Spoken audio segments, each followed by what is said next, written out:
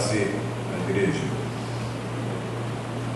Quando fala igreja, você também que cultua pela internet, não pôde vir, está conosco aqui no templo, faz parte desse mesmo corpo, o convite é para você também.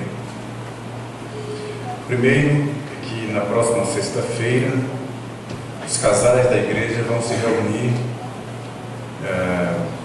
para comemorar o que é conhecido como Dia dos Namorados. Como o André Santana falou, só não vale você inventar um namorado ou uma namorada para ir, mas se já estiver firmado o compromisso, é para você também. Mesmo local do ano passado, queremos ter o maior número de casais ali, para um tempo de comunhão, de confraternização e também uma palavra bíblica, um tempo de ministração, que é o que nós sempre precisamos. Deus está tratando conosco, cada palavra que a gente recebe, cada incentivo que a gente recebe, é Deus tratando conosco. E esse é o propósito do ministério de casais e de família aqui da nossa igreja. Então, ali na porta, você vai encontrar sempre, do lado esquerdo, quando você sai, a equipe sempre em uma mesa, sempre fazendo as inscrições e dando as orientações para o que for necessário. Então, você que é casado, noivo ou namorado, já deve estar preparado para sexta-feira. Você não pode faltar. E o outro convite, na verdade, é uma intimação. É para a sexta-feira, dia 14, desta que vem, a 8. Aqui na igreja nós estaremos realizando uma vigília em favor da Cruzada Verdade e Vida, que será realizada no dia 22, na semana seguinte, né? É uma ordem do Senhor: vigiai e orai, né? A gente sabe que vai mexer com forças espirituais, é sempre assim. E a igreja precisa, primeiro, ter essa consciência, e segundo, assumir o seu papel como intercessora e dar essa cobertura de oração, não só durante a vigília, mas desde já e durante o encontro também.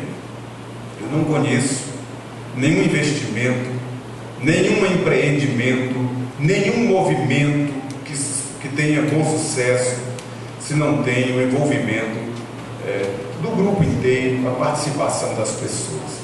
Muito menos a igreja, que não é uma organização apenas, é um organismo, é como um corpo que vai integralmente e participa de tudo. Então, meu desejo é que a igreja esteja em peso aqui. É uma sexta-feira, mas meu convite é que você chegue mais cedo para evitar vir para cá mais tarde, pelas problemáticas de uma grande cidade. Venha mais cedo, aqui a gente vai ter sempre um momento de estar juntos e até bom, favorece a comunhão. E vamos começar por volta das 23 horas, talvez, e vamos até de manhã. Motivos não nos faltam para orar. Vai ser um momento tremendo na presença de Deus e vamos terminar de manhã cedo com um café comunitário para celebrar a nossa comunhão. Mas o convite está feito. Você que está ouvindo e vendo em casa, prepare-se para essa vigília comunitária com toda a igreja aqui em favor dessa cruzada que queremos seja um grande impacto na vida da nossa cidade. Você sabe, o tema da cruzada é: a sua vida está em jogo, e isso precisa ficar no nosso coração, nossa mente e em nosso compromisso. Desde já, fale para as pessoas lá no seu trabalho, lá na sua escola, na faculdade, junto aos seus amigos, fale, divulgue, porque nós precisamos encher aquela praça, não somente de pessoas que já conhecem o Evangelho, mas principalmente daqueles que precisam ouvir a mensagem da salvação. Abra sua Bíblia, por favor, em Romanos, capítulo 5, eu vou ler do verso 1 até o verso 11, Romanos 5, de 1 a 11, palavra do apóstolo Paulo aos crentes de Roma.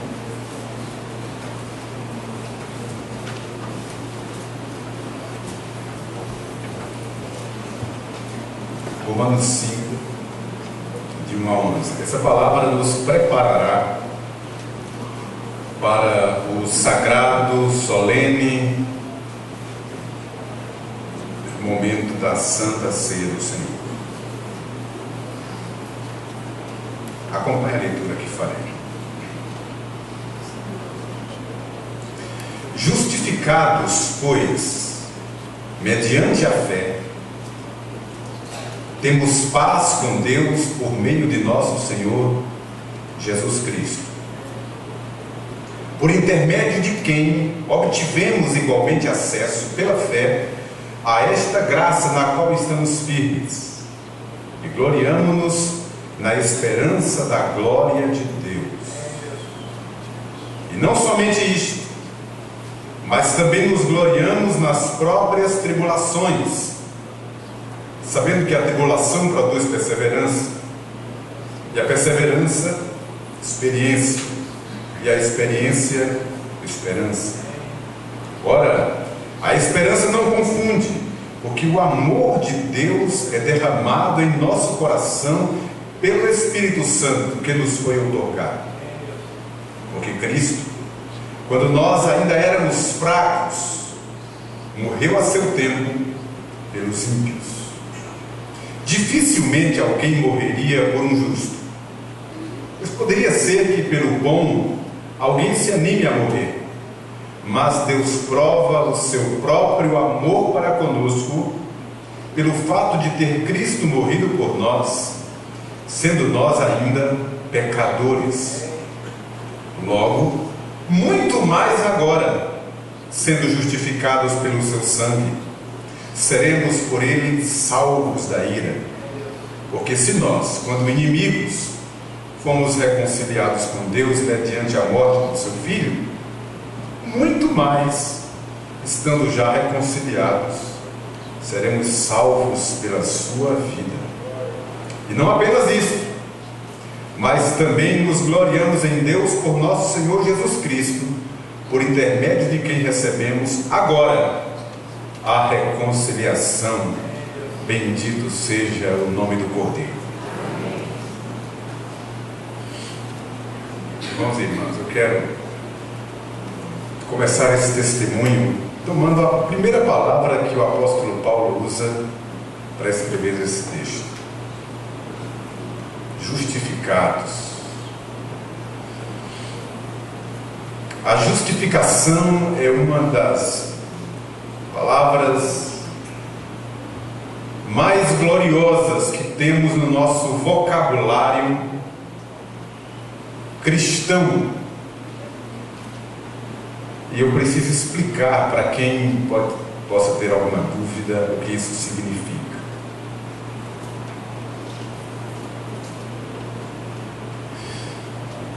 Quando o apóstolo diz que Jesus morreu por nós, não quer dizer que ele foi à cruz e morreu apenas isentando-nos da morte e da culpa. Não é isso. É muito mais do que isso. O que significa dizer é que a palavra vicária, ou a morte vicária ou substitutiva, significa dizer que naquela cruz eu morri com Cristo lá.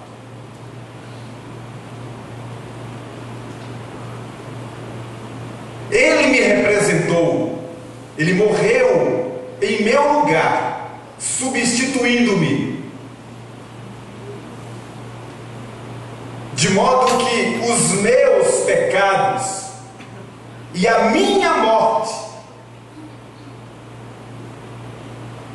não passou batida, foi paga ali também. Eu morri com Cristo, e é o que o apóstolo diz acerca de si mesmo: eu estou crucificado com Cristo, e agora não mais eu vivo, Cristo vive em mim. E diz mais, escrevendo também aos Romanos, ele diz assim: nós que morremos com Ele e com Ele ressuscitamos. Não ficamos alijados do processo, não ficamos à parte assistindo. Não é isso que significa morreu em nosso lugar. Nós morremos com Cristo e com Ele também ressuscitamos. Sabe o que é que significa a palavra batismo? Fomos sepultados com Ele na morte pelo batismo e com Ele ressuscitamos. Isso é o que significa justificação. Então, quando eu participo do corpo e do sangue de Jesus no momento da Santa Ceia, eu pego um pão e eu como, isso me identifica como seu sacrifício. Eu não assisti nada, eu sou parte disso. De modo que estamos tão identificados com a morte e a ressurreição do Senhor. Ele fez isso em nosso lugar, por nós, que quando Deus olha para nós, Ele vê em nós o seu Filho Jesus Cristo. Então, Paulo começa dizendo que nós estamos agora justificados. A justiça de Deus foi satisfeita em Cristo, e nós estávamos em Cristo. Cristo não pecou, mas levou os nossos pecados. Eram os nossos pecados sendo punidos ali.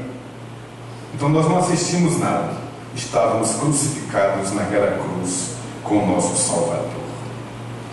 Aí vejam que coisa preciosa. Vou destacar duas verdades para partilhar com vocês antes de juntos tomarmos a Santa Ceia do Senhor, anunciando a sua volta. Vejam, primeiro, Paulo argumenta que nós temos paz com Deus por intermédio de Jesus Cristo, por intermédio de quem tivemos acesso ao Pai, por causa do sangue. O que é o acesso ao Pai? Aí você vai ter que ir para o Éden. O pecado federal, o pecado de Adão, nos apartou do Senhor, quebrou a comunhão, quebrou o elo dessa corrente. Perdemos o acesso e o contato com o sagrado e com o céu. O que foi que Jesus Cristo fez? Ele nos uniu de novo a Deus. Ele nos fez a ponte. Através dele nós chegamos ao Pai, e através de ninguém mais. Então tivemos acesso pela fé a essa graça na qual estamos firmes, quando nós ainda éramos pecadores, quando ainda estávamos nos nossos delitos e pecados, em inimizade contra Deus, fazendo aquilo que era, como ele diz lá, movidos pelo pensamento e pela carne, em direta oposição à santidade de Deus, inimigos de Deus. Não fizemos nada para sermos bonzinhos ou irmos ao encontro de Deus. E estando nessa condição de pecadores, inimigos do Senhor, Ele enviou Jesus Cristo e nos amou tanto, que mesmo a gente em inimizade, Ele morreu por nós e nos trouxe de volta para casa. É uma coisa maravilhosa e inexplicável. Como é que Deus pode fazer isso com alguém? É muita misericórdia, é muita bondade, é muito amor, e só isso pode explicar o que significa graça, que é uma bênção que se dá a quem não merece. É o que está escrito aqui também. Segundo destaque que eu quero dar nessa argumentação de Paulo, ele usa 3 vezes a expressão muito mais agora. E a argumentação é a seguinte: olha que coisa linda. Ora, se quando nós éramos pecadores, inimigos, Ele nos amou tanto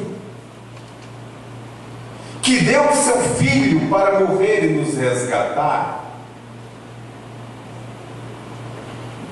muito mais agora, já reconciliados.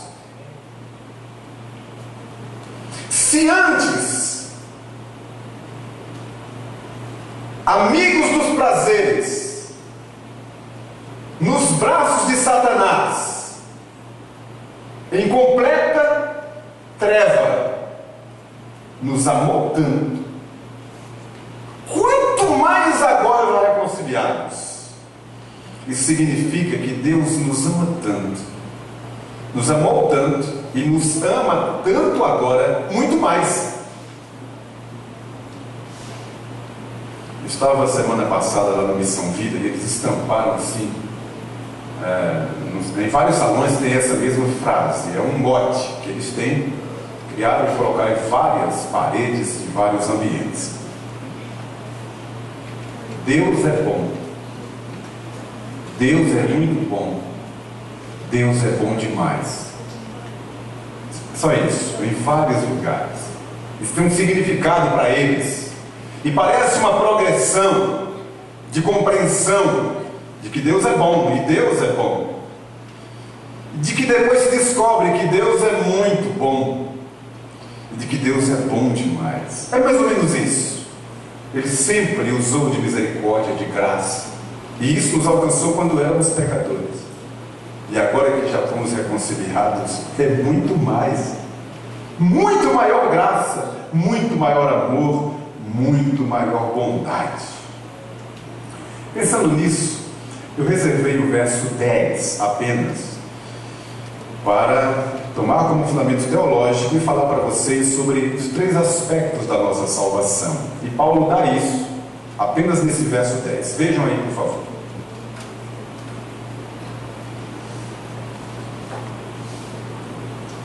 Verso 10. Porque se nós, quando inimigos, fomos reconciliados com Deus mediante a morte do seu Filho, muito mais, estando já reconciliados, seremos salvos pela sua vida. 3 etapas da salvação. Vejam a parte A do verso 10.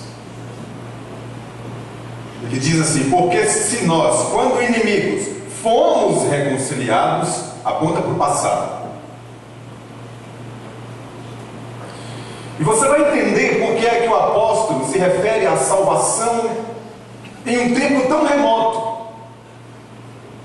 Antes que nós tivéssemos nascido, Deus nos viu na eternidade, pensou em nós, e Ele diz isso aos Efésios. Vocês lembram? Que Ele nos amou antes da fundação do mundo. Deus já pensava em nós. E a salvação não acontece quando a pessoa levanta a mão aceitando a Cristo, ou declarando-se de Cristo em um culto, por exemplo, ou no nosso tempo presente. A salvação é um projeto de Deus na eternidade, que está fora do Cronos, é o Kairos de Deus.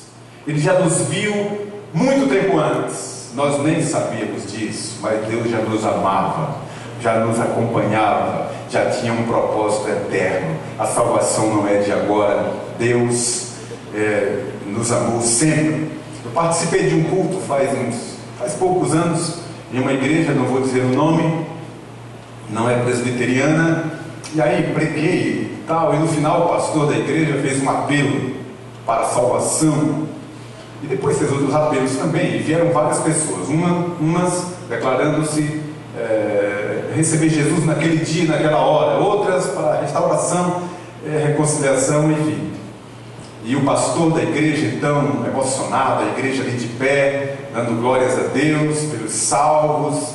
Aí o pastor orando, dizendo assim: Senhor, nós agradecemos porque hoje o Senhor está escrevendo no livro da vida os nomes dessas pessoas que estão se entregando ao Senhor. E a igreja, amém. Mas não foi isso que Jesus disse aos seus discípulos. Vocês devem lembrar claramente, quando os discípulos voltaram alegres porque os demônios se submetiam, e Jesus disse para eles: vocês estão contentes por causa disso? Fiquem felizes porque os seus nomes estão escritos no livro da vida, como o nosso também já está. Louvado seja o Senhor. Então, porque se nós, quando inimigos, fomos reconciliados, aí vem a segunda parte: mediante a morte de seu filho, muito mais estando já reconciliados. Aponta para o presente, usa de novo a expressão reconciliado e fala no presente. E o verso 11, que eu não tomei como base, usa a expressão também agora. Olha aí, verso 11: por intermédio de quem recebemos agora a reconciliação. O tempo presente. Isso quer dizer que a salvação de Deus é um processo que se inicia e que continua tratando conosco, limpando as nossas vidas, edificando o povo de Deus, preparando-nos, adornando-nos como noiva para o noivo, para o dia da redenção. A salvação é hoje também. O que estamos fazendo hoje aqui é, como o apóstolo Paulo diz, exercitando a nossa salvação, nos exercitando na salvação, no tempo presente.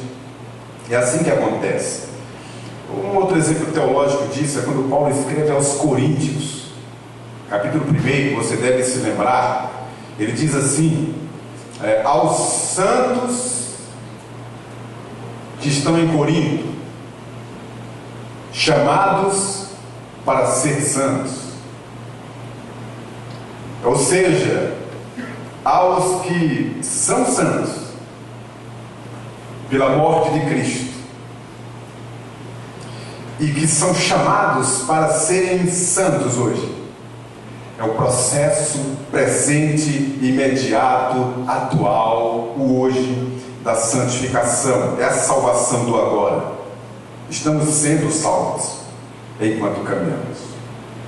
E finaliza jogando essa experiência para o futuro também, no verso 10. Olha, vou ler o verso inteiro, mas veja a parte C do verso 10. Porque se nós, quando inimigos, fomos reconciliados com Deus mediante a morte do seu Filho, muito mais, estando já reconciliados, seremos salvos pela sua vida. É o processo final da santificação que se dará na glorificação. É quando o Alfa manifestará o Ômega. É quando o nosso corpo mortal será revestido de imortalidade. E aquilo que ainda há de corruptível, que nos complica enquanto aqui caminhamos, dará lugar à plenitude de santidade. E aí então estaremos para sempre com o Senhor. É um processo. Então, se antes éramos inimigos e fomos aproximados e reconciliados, então muito mais agora nós temos que festejar e glorificar o Senhor. Que nesta noite, ao participarmos dos elementos da Sagrada Santa Ceia, cada um crente em Jesus Cristo, consciente de quem é e onde está, tome do pão, tome do cálice com santidade, pureza, gratidão, porque estamos em Cristo, reconciliados. Louvado seja o Senhor.